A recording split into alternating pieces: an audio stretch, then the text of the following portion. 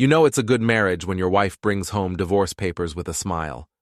That's exactly what happened on a Tuesday evening in October when Alicia Foster walked into our kitchen carrying a manila envelope like it was a birthday present. "Greg, honey, we need to talk," she said, setting the papers on our granite countertop next to my half-eaten sandwich. Her yoga instructor smile was plastered across her face, the same one she used when selling overpriced meditation retreats to desperate housewives. Before we dive deeper into this story, I have one small request.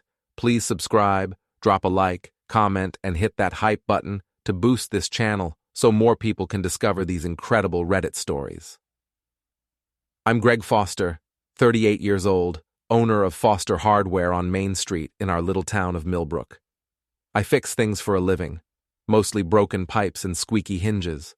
Turns out I couldn't fix the one thing that mattered most. "What's this about, Alicia?" I asked, though the legal letterhead pretty much spelled it out. She sat across from me, her perfectly manicured fingers drumming against the table. At 34, she still looked like the college cheerleader I'd fallen for 15 years ago. Blonde hair, always in place, yoga-toned body, that infectious laugh that could light up a room. Too bad I was about to find out she'd been lighting up other rooms too. "I've been thinking about us," she began, her voice taking on that therapeutic tone she used with her yoga clients, "about what we both need to be truly happy." "And what do we need exactly?" "Freedom, Greg. Space to explore who we really are." She leaned forward, eyes sparkling with an excitement that made my stomach turn. "I want us to have an open marriage." I nearly choked on my beer. "Come again?" "I've met someone. His name is Dominic Vega, and he's special. He understands parts of me that—" "Hold up." I raised my hand like a traffic cop. "You're telling me you want to screw around with some guy, and you expect me to be okay with it?" Her smile faltered for just a second. "It's not screwing around, Greg. It's about expanding our relationship. Dominic has shown me what I've been missing." "What you've been missing?" The sandwich suddenly tasted like cardboard. "What exactly have you been missing?" "Passion, adventure, a man who knows how to make a woman feel alive." She reached across the table, trying to touch my hand. I pulled it away. "You're a good man, Greg, but you're safe, predictable. Dominic is, let me guess, dangerous, exciting, probably drives a motorcycle and has tribal tattoos. He's a contractor. He built the new addition on the Henderson's house." She said it like he'd constructed the Statue of Liberty. "He's confident, strong, knows what he wants and takes it." I stood up, pacing to the window that overlooked our perfectly manicured suburban street. The same street where we'd planned to raise kids, grow old together, maybe get one of those little dogs that rich people carry in purses. "So let me get this straight," I said, turning back to face her. "You want me to accept that you're sleeping with Bob the Builder? Or you'll divorce me?" "His name is Dominic, and yes, that's exactly what I'm saying." She picked up the papers, waving them like a weapon. "You can accept this new arrangement or we can end things now. Your choice." I walked back to the table, picked up a pen, and signed the divorce papers without reading them. The sound of my signature scratching across the page was the loudest thing in the room. Alicia's face went white. "Greg, wait. I didn't mean—" "Oh, you meant it." I tossed the pen down and headed for the door. "You just didn't expect me to call your bluff. Where are you going?" I grabbed my keys from the hook by the garage door. "Out. Don't wait up. Actually, don't wait at all. Call Dominic. I'm sure he'd love to console you."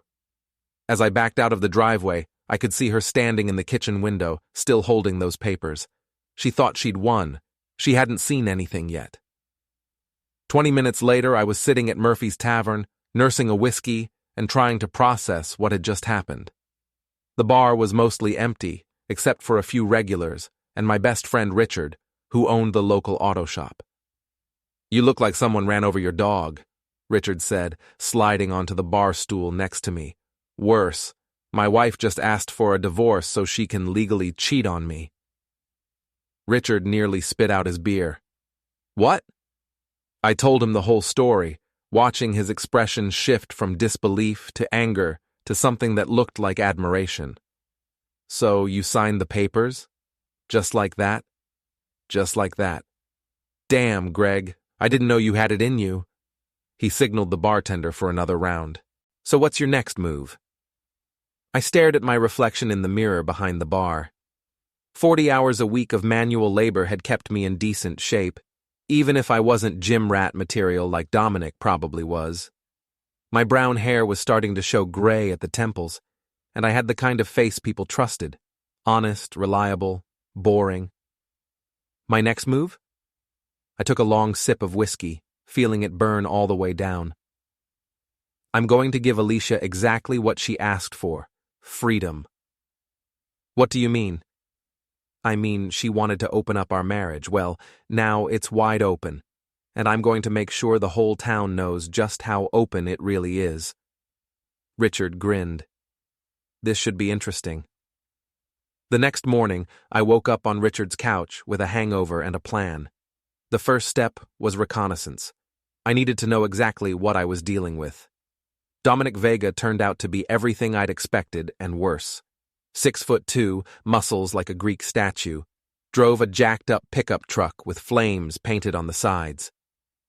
He'd moved to Millbrook 6 months ago from the city, bringing with him an attitude and a reputation for being a ladies' man.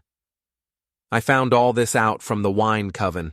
That's what Richard and I called the 3 neighborhood gossips who knew everyone's business before they knew it themselves. Martha Jenkins, Susan Crawford, and Dolores Murphy were better than the FBI when it came to gathering intelligence. "Oh, honey," Martha said when I ran into her at the grocery store, "we've all been wondering when you'd wise up about Alicia and that contractor." "You knew?" "Sweetie, the whole town knows. They've been carrying on for months, meeting at the Sunset Motel out on Route 9, having lunch at that little cafe in Riverside where they thought nobody would see them." She leaned closer, lowering her voice. "Dolores saw them making out in his truck right outside the yoga studio. In broad daylight." My hands tightened on the shopping cart handle. "Months?" "At least 3, probably longer. That girl never could keep her legs closed even back in high school. Remember when she was dating Tommy Morrison and got caught with his brother at homecoming?" I remembered. I also remembered believing Alicia when she told me those were all just rumors, that she'd changed, that I was different from all the other guys. "Thanks for the heads up, Martha." "Oh, don't mention it, dear. And Greg, whatever you're planning, you have our full support. That woman has had it coming for years." Walking back to my truck, I felt something I hadn't experienced since my boxing days in college. The calm, cold focus that comes right before you throw a knockout punch. Alicia wanted freedom. I was about to give her more than she could handle. Revenge is a dish best served with a 6-pack and a power drill. That's what I was thinking Thursday morning as I stood in my hardware store, watching Dominic's flame-painted truck pull up outside Serenity Yoga Studio across the street. The irony wasn't lost on me. Here I was, selling tools to fix things while watching my marriage get demolished by a guy who probably couldn't tell a Phillips head from a flathead screwdriver. "Morning, boss," Pete Martinez called out as he unlocked the front door. Pete was 23, fresh out of trade school, and loyal as a golden retriever. He'd been working for me for 2 years and knew the business almost as well as I did. "Morning, Pete. Listen, I need you to handle things for a few hours today. I've got some personal business to take care of." "Everything okay? You've seemed kind of off lately." "Just some marital stuff. Nothing I can't handle." Pete nodded, but I could see the concern in his eyes. Word traveled fast in a town of 8,000 people, and I was sure he'd heard something by now. My first stop was the Riverside Cafe, the little place Martha had mentioned. It was 30 minutes out of town, far enough that Alicia and Dominic probably thought they were safe from prying eyes. The owner, a woman named Carol, had known my family for years. "Greg Foster, what brings you all the way out here?" she asked as I walked in. "Just wanted to try something different. I hear you get some interesting customers." Carol's expression shifted slightly. Oh, you mean your wife and that contractor fellow? So it's true? She nodded sympathetically. I'm sorry, honey. They've been coming in here twice a week for months. Always sit in the back booth, always order the same thing. Coffee and pie for her, burger and fries for him. They're very affectionate. How affectionate? Hands all over each other, whispering, laughing like teenagers. Last week she was practically sitting in his lap. I felt bad for you, but I didn't know if I should say anything. I ordered a coffee and sat in their usual booth, trying to imagine my wife of 12 years giggling and groping some muscled stranger. The mental image made my stomach turn, but it also fueled the fire that was building inside me. Back in Millbrook, I made my second stop at the Sunset Motel. The desk clerk, a kid who couldn't have been older than 19, was playing games on his phone when I walked in. Help you? Yeah. I'm trying to track down my wife. Blonde, about 5'6", drives a white Honda Civic. She's been meeting a guy here, big dude with a pickup truck. The kid looked uncomfortable. I don't know if I should. I slid a 20 across the counter. Look, I'm not going to cause trouble. I just need to know. He pocketed the bill. Room 237. They come in every Tuesday and Thursday around 2 o'clock. Pay cash, stay for about 2 hours. Tuesdays and Thursdays. The same days, Alicia told me she was doing private yoga sessions for elderly clients. My phone buzzed with a text from Alicia. Working late tonight, don't wait up, love you. Love you? Right. I texted back, no problem, I'll be working late too. But instead of going back to the store, I drove to our house and let myself in through the garage. Alicia wouldn't be home for hours, which gave me plenty of time to do some investigating. I started in her home office, going through drawers and files. Hidden behind her yoga certification papers, I found a small box I'd never seen before. Inside were photos of her and Dominic at various locations around town, a friendship bracelet with D+A engraved on it, and a burner phone I didn't know she owned. The phone was a gold mine. Months of text messages between Alicia and Dominic, each one more explicit than the last. Messages about how boring I was, how unsatisfying our sex life had become, how she couldn't wait to feel like a real woman again. One message from 3 weeks ago made my blood boil. Greg suspects something. He asked about my Tuesday appointments. We need to be more careful. Another from last week. Can't wait to get rid of him. Just need to convince him the open marriage thing was his idea. So that's what this was about. She'd been planning to leave me all along, but she wanted to make it look like I was okay with it. Probably trying to avoid paying alimony or splitting assets. I took photos of everything with my own phone, then put everything back exactly as I'd found it. If Alicia wanted to play games, I was ready to show her what a real player looked like. That evening, I was waiting in the living room when she got home at 9:30, her hair slightly messed up and her lipstick gone. Hey, honey, she said, trying to sound casual. How was your day? Productive. How were your elderly clients? Oh, you know. Same old aches and pains. Mrs. Henderson's hip is acting up again. Mrs. Henderson had been dead for 3 months. I'd sold her son the lumber for her casket. That's too bad. Maybe you should suggest she try a different position. Alicia's eyes narrowed slightly, but she kept smiling. Maybe I will.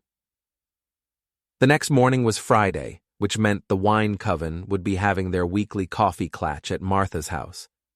I made sure to walk past her front window around 10 o'clock, just as they were settling in with their gossip and pastries. Martha waved me over, and I pretended to reluctantly join them on the porch. Greg, dear, how are you holding up? Susan asked, her voice dripping with false sympathy. Oh, I'm doing fine. Actually, better than fine. Alicia and I have come to an understanding about our relationship. All 3 women leaned forward like vultures sensing carrion. What kind of understanding? Dolores asked. Well, she's decided she wants to explore other options, be more open about her needs. I paused for effect. I've decided to support her in that. You mean you're okay with her cheating? Martha's eyes were wide with shock. It's not cheating if everyone knows about it. In fact, I'm thinking of throwing a little party to celebrate their relationship. Maybe invite the whole neighborhood. The women exchanged glances that could have powered the town's electrical grid. A party? Susan squeaked. Sure. If Alicia wants everyone to know she's sleeping with Dominic, why not make it official? I'm thinking we could have it right here on Maple Street. Maybe rent one of those big inflatable bounce houses, get a DJ, really make it a celebration. I stood up, brushing imaginary crumbs off my jeans. Well, ladies, I should get going. Lots of party planning to do. By noon, the story had spread to every corner of Millbrook. My phone was buzzing with calls from friends, customers, and random acquaintances, all wanting to know if it was true that I was throwing a party to celebrate my wife's affair. I let most of the calls go to voicemail, but I did answer when Richard called. Dude, what the hell are you doing? He asked. Giving Alicia exactly what she wanted, public acknowledgement of her relationship with Dominic. By throwing them a party? I never said I was actually throwing a party. I just said I was thinking about it. There's a difference. Richard laughed. You sneaky bastard. So what's your real plan? Phase 1 is already complete. By tonight, everyone in town will know about the affair. Phase 2 starts tomorrow. What's Phase 2? You'll see. Saturday morning, I got to the hardware store early and spent an hour creating a special display in the front window. I called it the Home Improvement Special and featured items like spray paint, tire gauges, and industrial-strength adhesive. The sign read, "Everything you need to fix what's broken." Around 10 o'clock, Dominic's truck pulled up outside the yoga studio. He climbed out wearing tight jeans and a tank top that showed off his ridiculous muscles, then swaggered across the street like he owned the place. You Greg Foster? He asked, pushing through my front door like he was raiding a castle. That's me. What can I do for you? You can stop spreading lies about me and Alicia. I looked him up and down slowly. He was bigger than me, probably stronger, but I'd been in enough fights to know that size wasn't everything.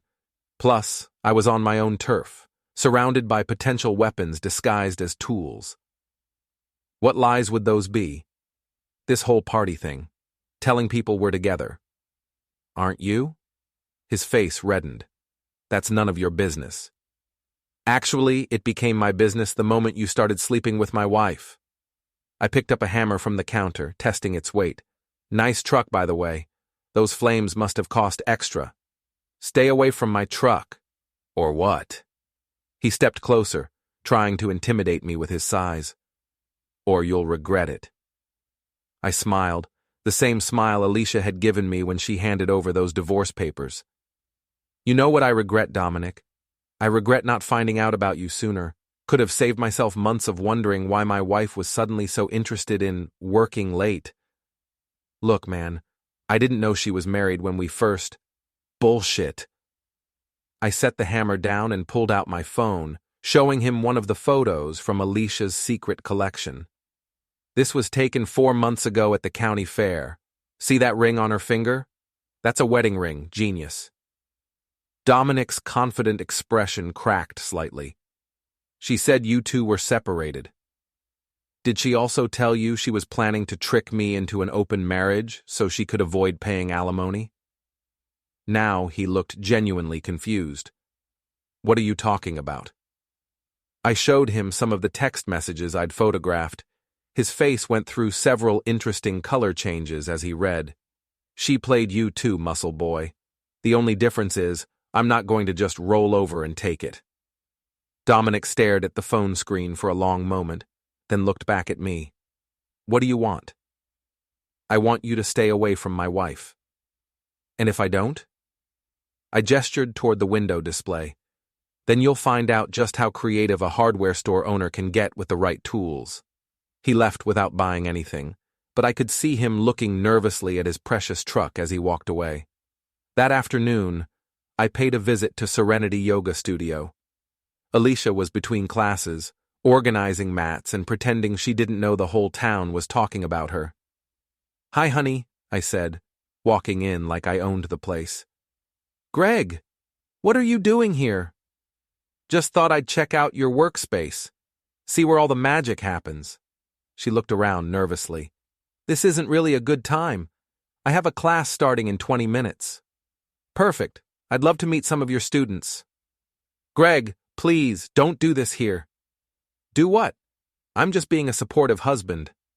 I picked up one of her promotional flyers from the front desk. "Serenity Yoga, find your inner peace." That's beautiful, Alicia. Really captures the spirit of what you're doing here. What's that supposed to mean? Nothing.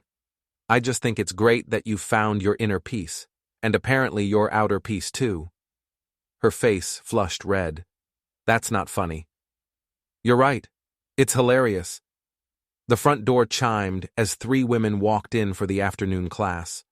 I recognized them as regular customers from my store. "Ladies," I called out cheerfully. "Perfect timing. I was just telling Alicia how proud I am of her new business ventures." "Hi, Greg," one of them said uncertainly. "How are you doing?" "Never better. In fact, Alicia and I are exploring some exciting new directions in our relationship. Aren't we, honey?" Alicia's smile looked like it was held in place with superglue.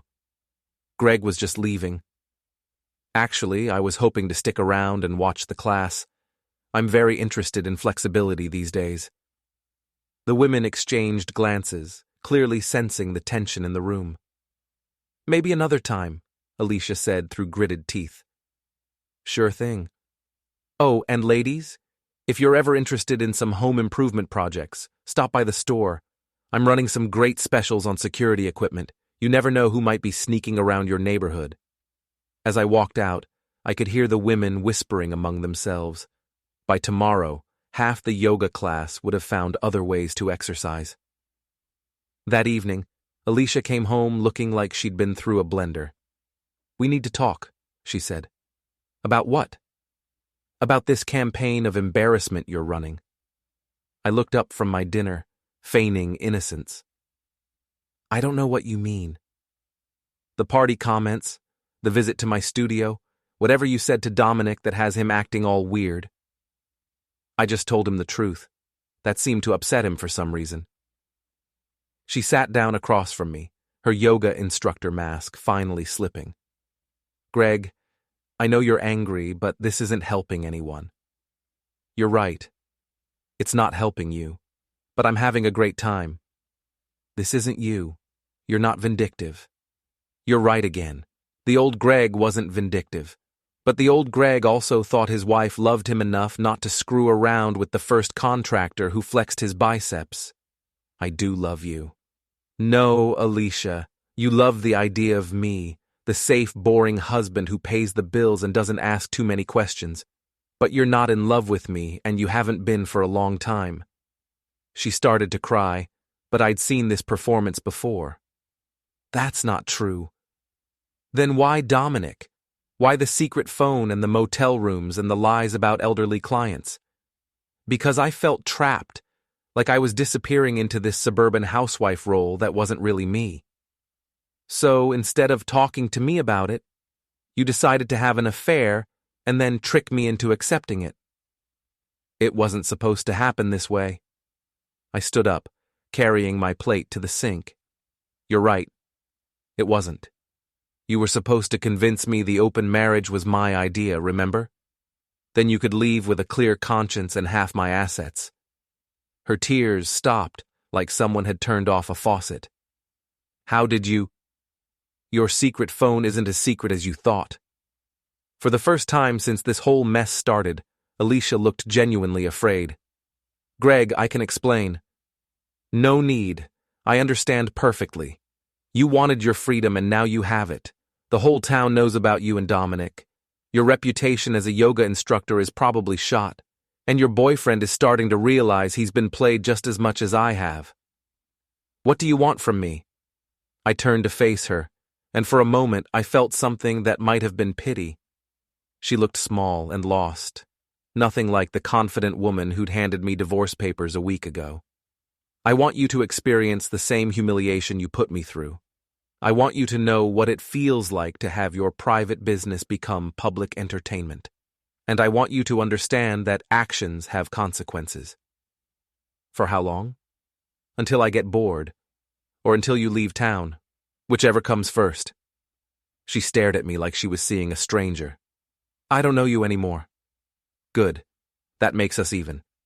If revenge is a game, I just got dealt a wild card. That's what I was thinking Sunday morning when I found an envelope slipped under my front door with no return address. Inside was a single sheet of paper with a message typed in block letters. Stop the games, or you'll regret it. I poured myself a cup of coffee and studied the note. The paper was generic office stock, the kind you could buy anywhere. The typing looked like it came from an old computer printer, nothing fancy or traceable. Someone was trying to scare me, but they weren't very good at it. My first suspect was Dominic, but the guy didn't strike me as the anonymous threat type. He was more of a direct confrontation, chest-pounding kind of moron. This felt like something else entirely. The answer came to me during my second cup of coffee. Susie Morrison, Alicia's best friend since high school. Susie was married to a bank manager, had 2 kids in private school, and lived in the fanciest neighborhood in Millbrook. She had the most to lose if this scandal kept spreading. Susie had always been the puppet master in their friendship, the one who convinced Alicia to try new things, meet new people, push boundaries. I was willing to bet she'd been encouraging the affair from the beginning, maybe even helped arrange those motel meetings. But now that the whole town was talking, Susie would be worried about her own reputation. She couldn't afford to be associated with the local adultery scandal, not when her husband was up for a promotion and her kids were applying to prestigious colleges. I was still pondering my next move when the doorbell rang. Through the peephole, I could see Alicia's mother, Patricia O'Brien, standing on my front porch with her arms crossed and her mouth set in a grim line. "Hello, Patricia," I said, opening the door. "This is a surprise. We need to talk, Gregory." Patricia had never liked me, not from the day I started dating her daughter. I wasn't rich enough, successful enough, or Catholic enough for her standards. The fact that she was here now, probably to defend Alicia, was almost amusing. "Come on in. Coffee?" "This isn't a social call." She followed me into the living room, her sharp eyes taking in every detail like she was appraising the place for an estate sale. "I suppose you're here about Alicia. I'm here about this ridiculous spectacle you're making of our family." She sat down on the edge of the sofa like she might catch something from the cushions. "The whole town is talking." "Yes, they are. Funny how that works when someone has a very public affair." "Alicia made a mistake. That doesn't give you the right to humiliate her." I leaned back in my chair, studying the woman who'd raised the person I'd thought I'd spend my life with. "What exactly do you think I should do, Patricia? Pretend it never happened? Welcome Dominic into our home for Sunday dinners? I think you should act like a man instead of a petulant child." "A man? Your daughter has been lying to me for months, sleeping with another man, and planning to trick me into a fake open marriage so she could avoid paying alimony. And I'm the one who needs to act like a man?" Patricia's composure cracked slightly. "She told you about the alimony?" "She didn't have to. I found her backup phone with all the text messages. Very illuminating reading." The older woman was quiet for a long moment, her fingers working at the clasp of her purse. "What do you want?" "I want your daughter to face the consequences of her choices.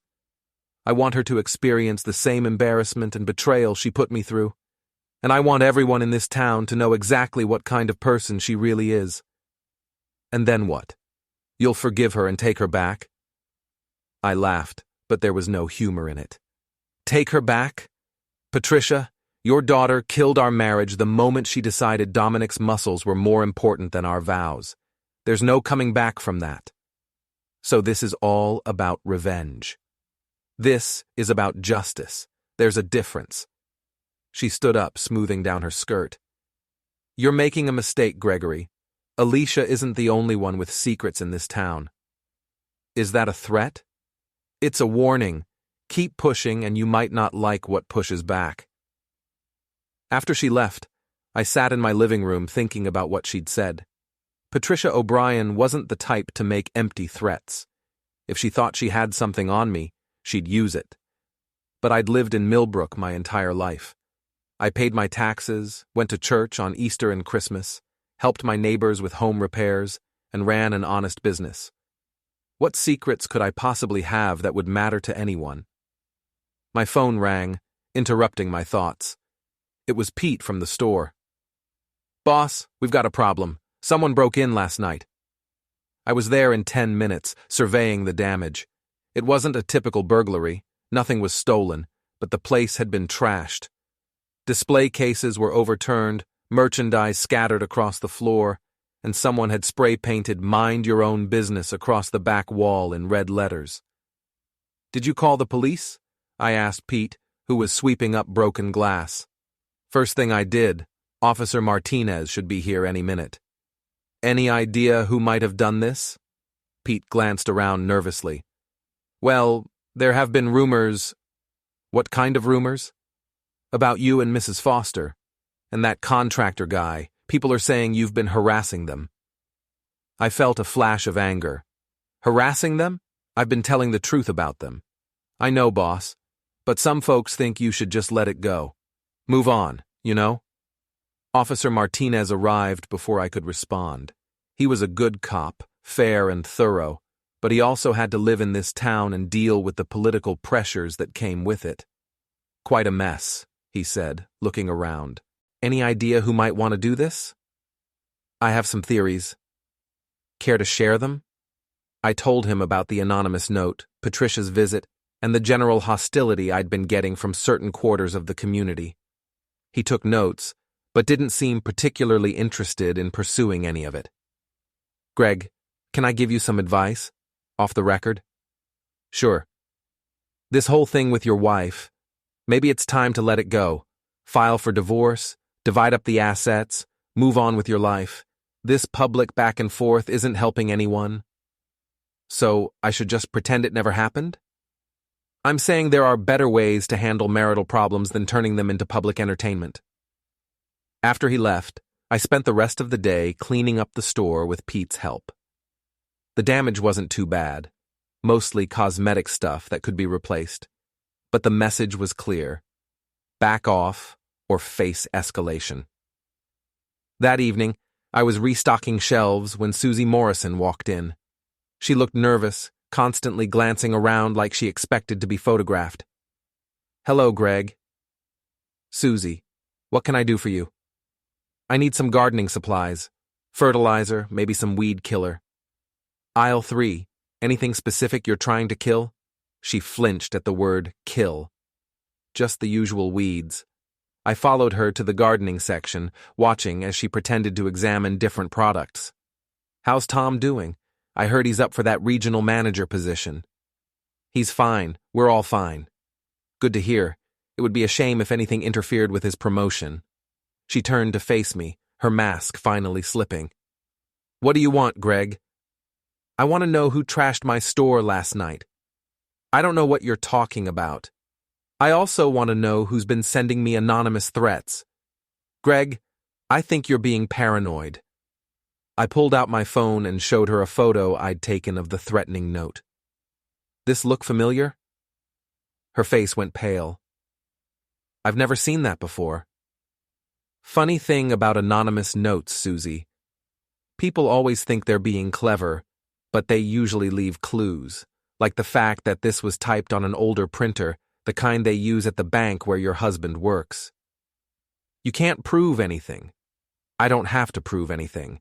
I just have to keep asking questions, like why Alicia's best friend would be so desperate to shut me up. What exactly are you afraid I'm going to find out? Susie grabbed a bag of fertilizer and headed for the checkout counter. "I don't know what you're talking about." I followed her, ringing up her purchase with exaggerated courtesy. "You know, Susie, I've been thinking about high school a lot lately. Remember senior year, when Alicia was dating Tommy Morrison but got caught with his brother at homecoming? That was a long time ago." "It was, but patterns have a way of repeating themselves, don't they? I'm starting to wonder if Dominic is really Alicia's first affair, or just the first one I found out about? She handed me a $20 bill with shaking fingers. You're grasping at straws. Maybe. Or maybe I'm just getting started. After she left, I locked up the store and drove home, my mind racing with possibilities. If Susie was involved in covering up Alicia's affairs, that meant there was more to discover. And if there was more to discover, that meant my revenge was just getting started. Alicia was waiting for me when I got home, sitting at the kitchen table with a bottle of wine and 2 glasses. I heard about the store, she said. I'm sorry. Are you? Of course I am. I never wanted things to get violent. I sat down across from her, but didn't touch the wine. Who said anything about violence? Someone just redecorated with spray paint.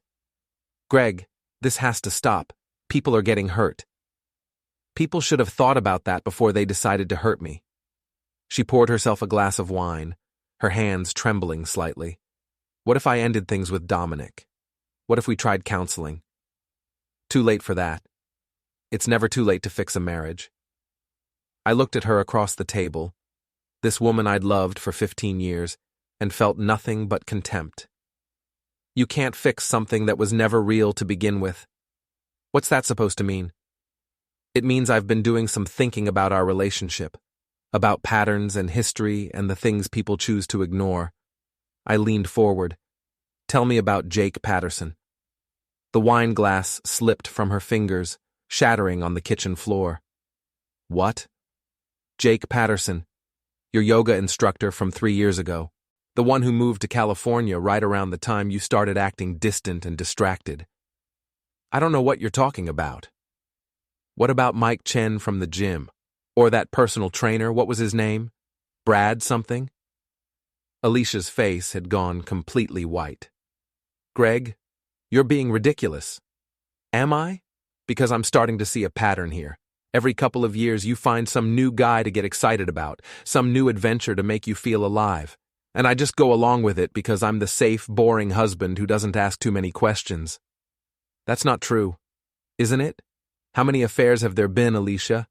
How many times have you cheated on me? She started crying, but this time it looked real. Greg, please. How many? It doesn't matter. It matters to me. She wiped her eyes with the back of her hand, smearing her makeup. 5, maybe 6? I don't know. The number hit me like a physical blow. 5 or 6 affairs over the course of our marriage. Years of lies and deception, and me being too stupid or trusting to see what was right in front of me. Jesus Christ, Alicia. I never meant for it to happen. It just did. Multiple times, with multiple men, over multiple years. I'm sorry. I stood up, feeling dizzy. Sorry. You're sorry. I know it doesn't fix anything, but I am. I'm so sorry, Greg. You know what the worst part is? It's not even the cheating. It's the fact that you made me feel like I was crazy for suspecting anything. All those times I asked if something was wrong, if there was someone else, and you made me feel like a paranoid idiot. I was trying to protect you. You were protecting yourself. I walked to the window, looking out at our suburban street with its perfect lawns and white picket fences. Everything looked so normal, so peaceful. But underneath all that normalcy was a web of lies and secrets that I was just beginning to understand. I want you out of the house, I said, without turning around. Greg, I want you out tonight. Go stay with Susie or Dominic or whoever else you've been sleeping with. I don't care. Just get out. This is my house too. Not anymore. I'll have divorce papers filed tomorrow, and I'll be asking for everything. The house, the business, all of it.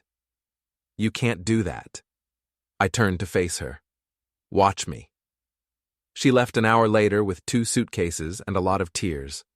I watched her drive away, then poured myself a whiskey and sat down to plan the next phase of my revenge. If Alicia thought the last week had been bad, she hadn't seen anything yet. The next morning brought a knock on my door at 7 a.m. I opened it to find Dominic standing on my porch, looking like he hadn't slept in days. We need to talk, he said. About what? About Alicia, about this whole mess.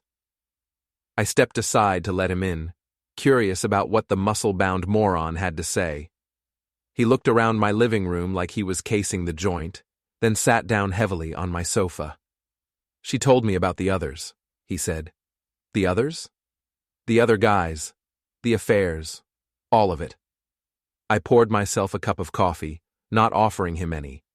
And how do you feel about that? Like an idiot. Like I've been played just as much as you have. Welcome to the club. We meet at Murphy's Tavern every night around 7. He didn't laugh. Look, I know you hate me, and I don't blame you, but I'm not the villain here. Aren't you? I thought she was separated. She told me you two were getting divorced, that it was just a matter of paperwork. And you believed her? Why wouldn't I? She seemed so unhappy, so trapped. She said you didn't understand her, didn't appreciate her. I sat down across from him, studying his face. He looked genuinely confused and hurt, like a puppy that had been kicked for no reason. Let me ask you something, Dominic. When you were sleeping with my wife, did you ever think about me? About what it might do to our marriage? She said the marriage was already over. That's not what I asked. He was quiet for a long moment. No, I didn't think about you. I was thinking about her, about how she made me feel. And how did she make you feel? Special. Like I was the only man in the world who could make her happy. Right up until you found out you were just number 5 or 6 in a long line of men who made her feel special. His face reddened.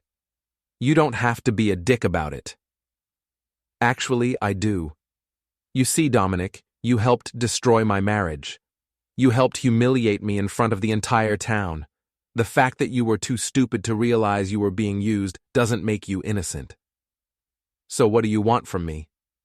I want you to disappear. Leave town. Find another place to build your little construction projects and never come back. I can't do that. I have contracts here, obligations.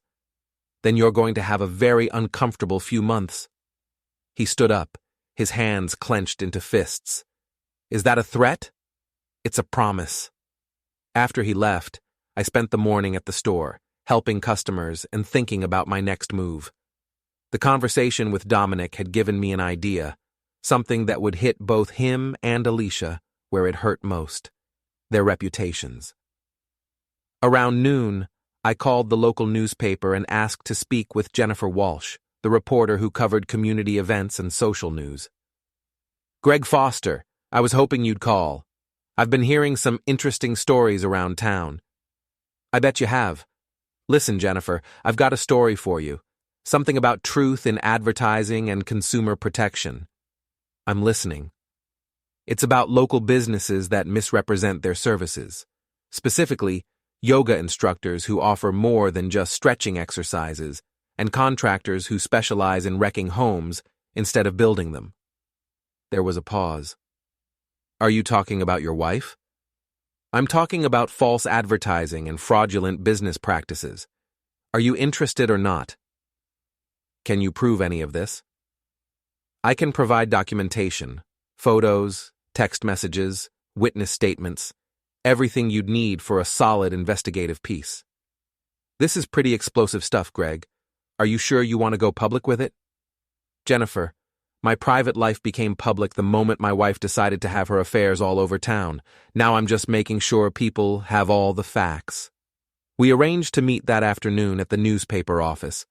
I spent an hour showing her the evidence I'd gathered, photos from Alicia's secret collection, printouts of the text messages, receipts from the motel, witness statements from people who'd seen them together.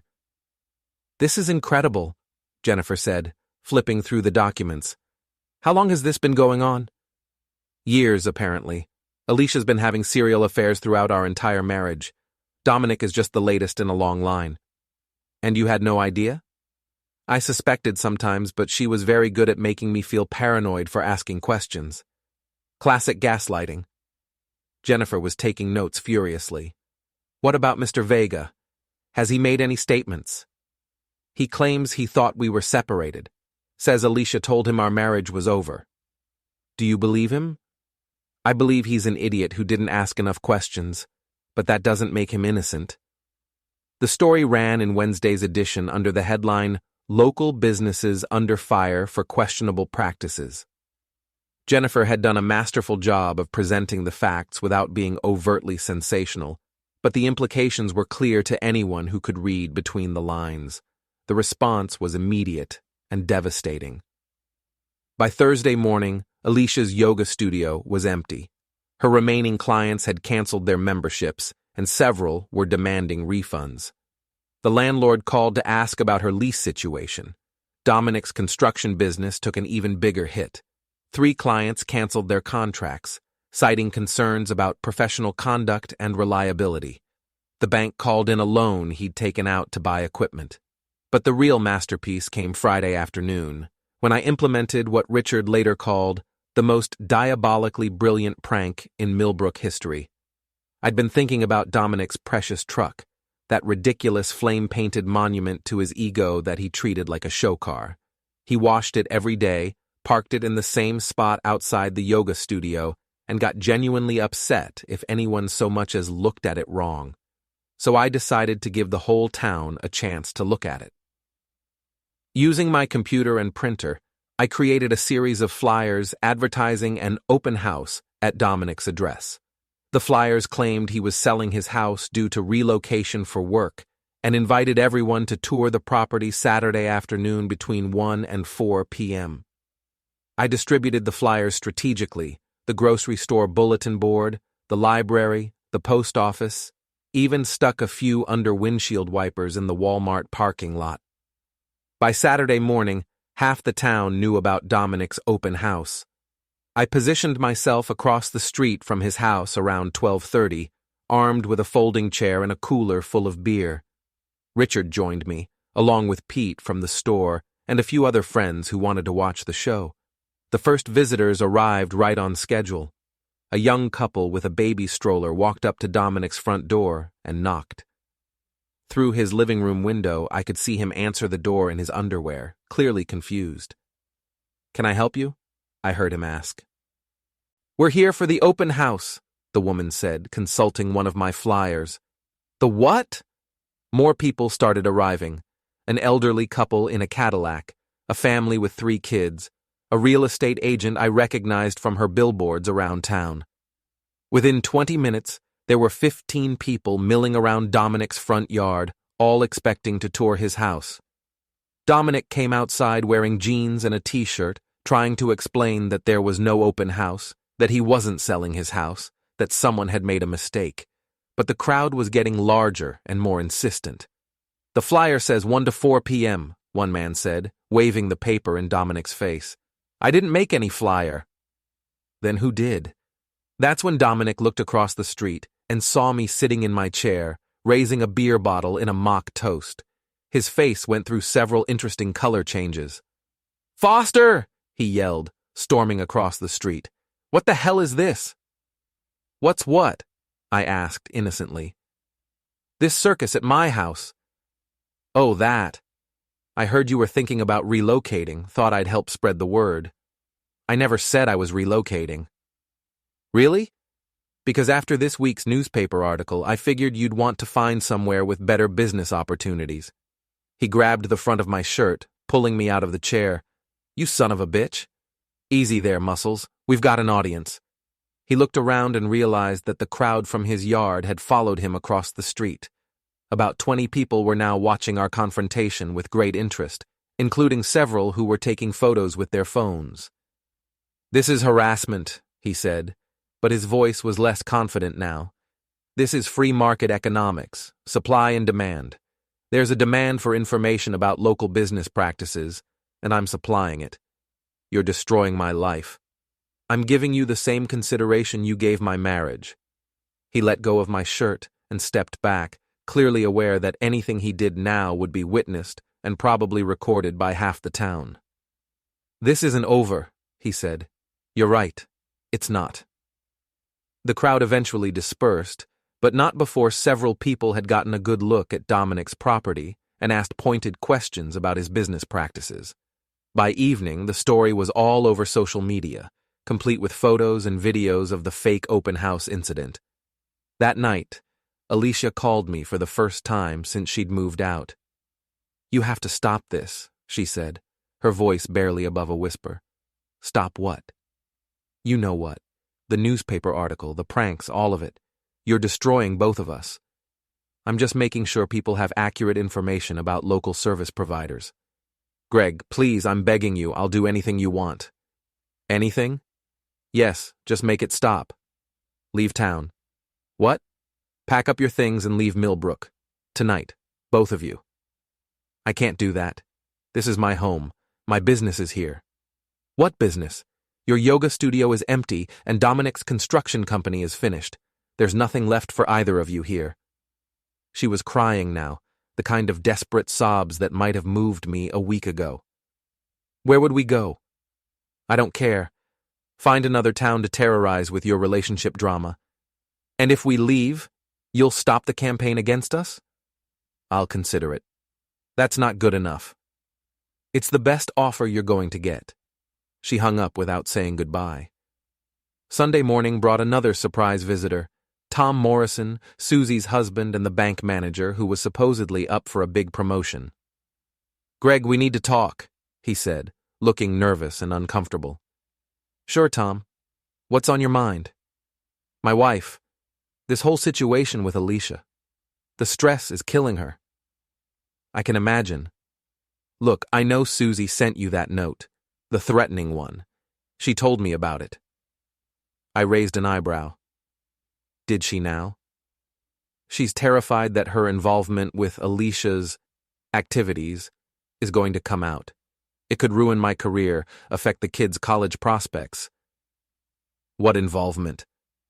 Tom looked around nervously, as if expecting reporters to jump out of the bushes. "She helped arrange some of the meetings with the other men. She covered for Alicia, provided alibis, that sort of thing." "Interesting. Greg, I'm asking you man to man to leave my family out of this. Susie made some bad choices, but she's not a bad person." "Bad choices like helping my wife cheat on me for years?" "She was just being a loyal friend." "To Alicia, not to me." "I know, and I'm sorry about that, but please, think about my kids. They don't deserve to have their lives ruined because their mother was stupid." I studied Tom's face. He was a decent guy, hard-working and honest, caught in the crossfire of his wife's poor judgment. "What are you proposing?" "Susie will make a full confession. Tell you everything she knows about Alicia's affairs, provide names and dates, whatever you need. In exchange, you keep her name out of any future revelations." "And the threatening note?" "She'll apologize publicly. Take full responsibility." It was a tempting offer.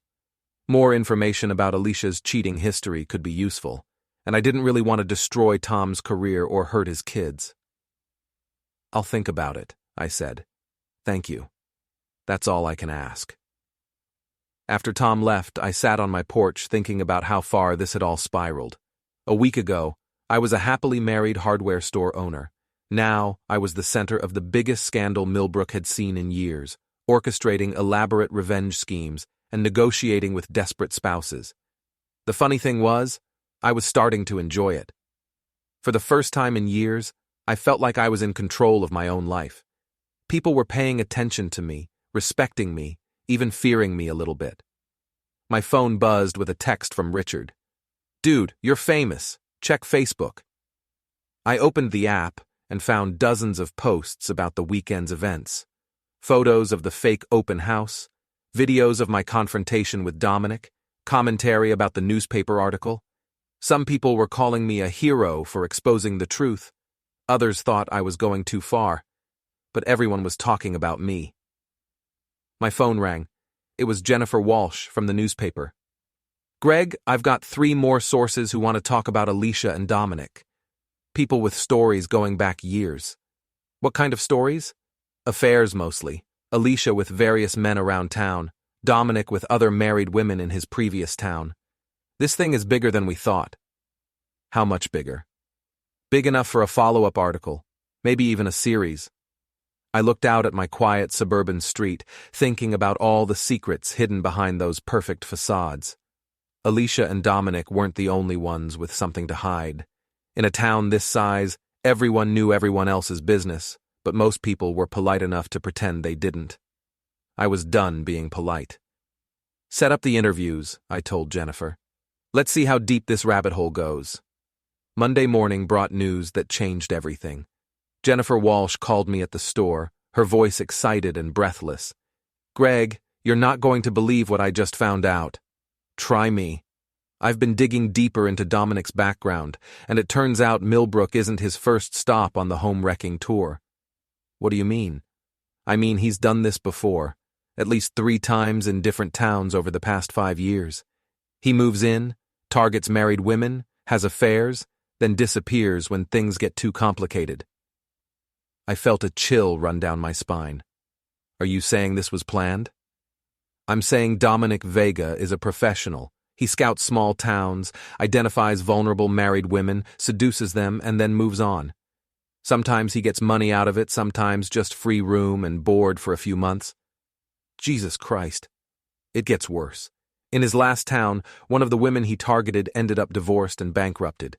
She lost her house, her business, everything. The woman before that had a nervous breakdown and spent 6 months in a psychiatric facility. My hands were shaking as I gripped the phone. "What about Alicia? Does she know?" "That's what I'm trying to figure out. Either she's another victim or she's in on it." "Find out. Whatever it takes. Find out." I spent the rest of the day in a daze, trying to process this new information. If Dominic was a con artist, then everything I thought I knew about the situation was wrong. Alicia might not be the calculating adulteress I'd believed her to be. She might just be another mark in a long-running scam. But then I remembered the other affairs, the ones that happened before Dominic arrived in town. Those couldn't be explained away by a professional con man. That evening, I drove to the apartment complex where Alicia was staying. She'd rented a small 1-bedroom place on the other side of town, as far from our old neighborhood as she could get while still remaining in Millbrook. She answered the door looking like she'd aged 10 years in the past week. Her hair was unwashed, her clothes wrinkled, and her eyes were red from crying. "Greg, what are you doing here?" "We need to talk. About Dominic." Her face went pale. "What about him?" "Can I come in?" She stepped aside reluctantly, and I followed her into a sparsely furnished living room that smelled like takeout food and despair. "Nice place," I said, looking around at the generic apartment furniture and bare walls. "It's temporary." "Is it? Because from what I hear, you might be here longer than you think." "What's that supposed to mean?" I sat down on her couch without being invited. "It means your boyfriend isn't who you think he is." "I don't know what you're talking about." "Dominic Vega, professional homewrecker. He's done this before, Alicia. Multiple times in multiple towns. You're just his latest mark." She stared at me for a long moment, then started laughing. It wasn't a happy sound. "You think I don't know?" she said. "You know?" "Of course I know. I've known from the beginning." Now it was my turn to stare. "You've known he's a con artist?" "I've known he's not looking for a long-term relationship, if that's what you mean." He was pretty upfront about it. "So you were just using each other?" She sat down across from me, suddenly looking more composed. "Greg, do you really think I'm stupid enough to believe some muscled stranger was going to sweep me away to a fairy tale life? Then why? Why throw away our marriage for someone you knew was temporary? Because temporary was exactly what I wanted." She leaned back in her chair, and for a moment I saw a glimpse of the old Alicia, the confident woman I'd fallen in love with. "Do you have any idea what it's like being married to you?" "Apparently not. You're a good man, Greg. Reliable, honest, hardworking. You pay the bills, fix things around the house, remember birthdays and anniversaries. You're everything a woman should want in a husband. But you're boring, Predictable, safe. After 12 years of marriage, I could tell you exactly what you were going to say in any given situation, exactly how you were going to react to any piece of news. I felt like I'd been punched in the stomach. So you decided to have affairs. I decided to feel alive again, to remember what it was like to be desired, to be exciting, to be someone other than Greg Foster's reliable wife. And the others? Jake Patterson, Mike Chen, all the rest? Same thing. Men who made me feel like I was worth taking risks for, worth getting excited about. Worth lying for. Yes, worth lying for. We sat in silence for a moment, the weight of her words settling between us like a physical presence. So what happens now? I asked. Now? Now I figure out what comes next. Dominic will be moving on soon, probably within the month. My yoga business is finished here. My reputation is destroyed. She shrugged. Maybe it's time for me to move on too. Where will you go? I don't know. Somewhere I can start over, I guess. I looked around the sad little apartment, thinking about the house we'd shared, the life we'd built together, the future we'd planned. Alicia, did you ever love me? Really love me? She was quiet for so long I thought she wasn't going to answer. I loved the idea of you, she said finally. I loved the security you represented, the stability, the promise of a normal life. But did I love you, the actual person? I don't know. I'm not sure I ever knew who the actual person was. And now? Now I know. And you're right, Greg. You're not the man I thought I married. You're stronger than I gave you credit for. More dangerous, more interesting. Too bad you figured that out too late. Yes, too bad. I stood up to leave, then turned back. For what it's worth, Alicia, I did love you. The real you, not just the idea of you. That's what makes this so hard. I know. I'm sorry for that. No, you're not. You're sorry you got caught. You're sorry there were consequences. But you're not sorry for what you did. She didn't deny it. I was halfway to my truck when she called out from the doorway. Greg? What you've been doing, the revenge campaign, the public humiliation, it's been brilliant. Cruel, but brilliant. I never knew you had it in you. Neither did I. The next few days passed in a blur of activity. Jennifer Walsh published her follow-up article about Dominic's history, complete with interviews from women in his previous towns. The story went viral on social media, picked up by regional news outlets, and even mentioned on a national blog about romance scams. Suddenly, Millbrook was famous, and I was at the center of it all. Reporters called asking for interviews. A producer from a cable TV show wanted to discuss filming a segment about small-town scandals. Someone started a Facebook group called Team Greg that gained 3,000 members in 2 days. But the real climax came Saturday afternoon, during Millbrook's annual Founders Day festival. The festival was the biggest event of the year, drawing visitors from surrounding towns for a day of food, music, and small-town charm. Main Street was closed to traffic, filled with vendor booths, carnival games, and a stage for local performers. I was manning the hardware store's booth, selling discounted tools and enjoying the attention from festival goers who recognized me from the news coverage when I saw them. Alicia and Dominic walking through the crowd like they owned the place. She was wearing a sundress and sunglasses, trying to look casual and unbothered. He was in his usual tight jeans and tank top, flexing unconsciously as he walked. The crowd noticed them immediately. Conversations stopped, heads turned, phones came out to take pictures. They were the main attraction at their own public humiliation, and they seemed to know it. Well, well, Richard said, appearing at my elbow. Look what the cat dragged in. I see them. What do you think they're doing here? Making a statement, showing the town they're not going to be run out by gossip and bad publicity. Are you going to let them get away with that? I looked around at the festival crowd, at the families and couples and teenagers all enjoying their Saturday afternoon, at the local news crew that was filming segments about the festival, at the perfect setup for a final decisive confrontation. Not a chance. I left Pete in charge of the booth and made my way through the crowd toward the main stage, where the mayor was preparing to give his annual Founders' Day speech. I caught his eye and gestured toward the microphone. "Mayor Williams? Could I have a word?" He looked nervous. The scandal had put him in an awkward position, caught between his duty to maintain the town's reputation and the obvious entertainment value of the drama. "Greg, I'm not sure this is the time or place." "It's the perfect time and place. Trust me." He hesitated, then stepped aside. I took the microphone and the crowd gradually quieted down. "Good afternoon, everyone. For those who don't know me, I'm Greg Foster. I own Foster Hardware here on Main Street, and I've lived in Millbrook my entire life."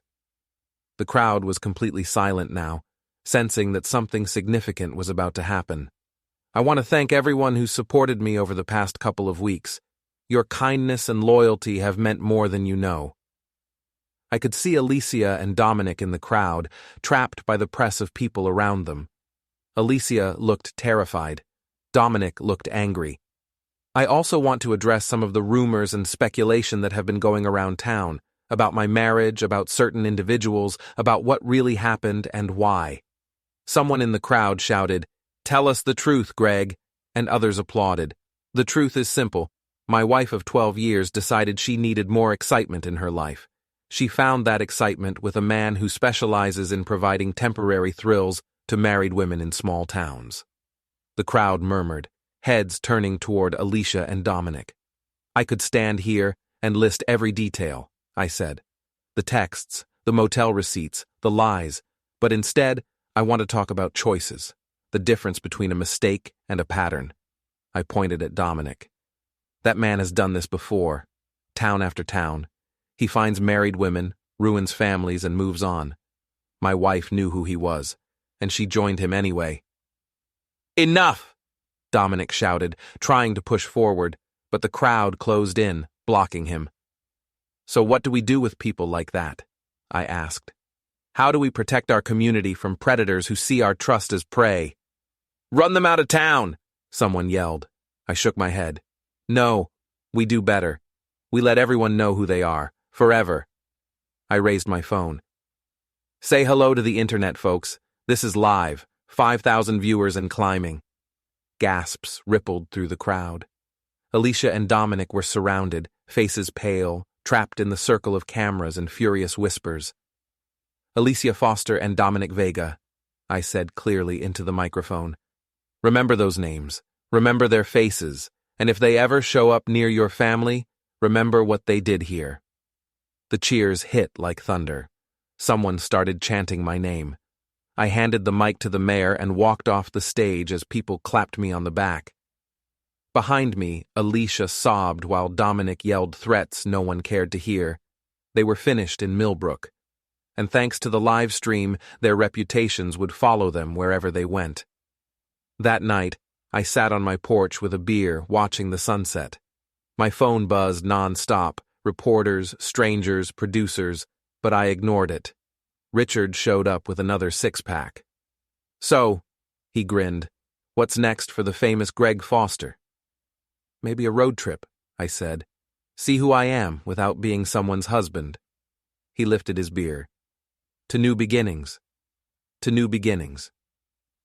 Across town, Alicia was packing her bags. Dominic's truck was already gone. Tomorrow, I'd face the noise, the interviews, the aftermath, the fallout. But tonight, I had peace. Alicia had wanted excitement. Now she was the most talked-about woman in 3 counties. And me? I learned I wasn't just dependable. I was precise, patient, and dangerous. I was finally free.